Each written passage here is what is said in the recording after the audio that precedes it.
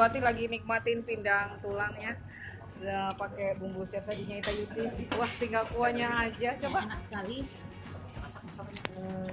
rasa sekali gurih dan pedas. Ya. Ini cukup memasak 5 menit, tapi rasanya sampai 24 jam terasa. Luar biasa. Terima kasih Bu Ati. Nah, ini pindangnya ya.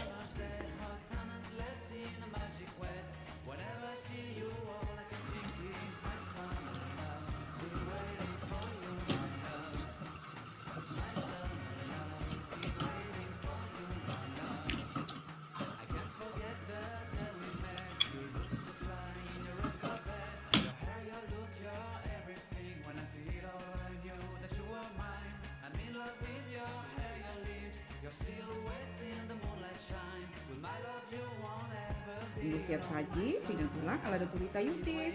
Bumbu praktis membuat pindang tulang.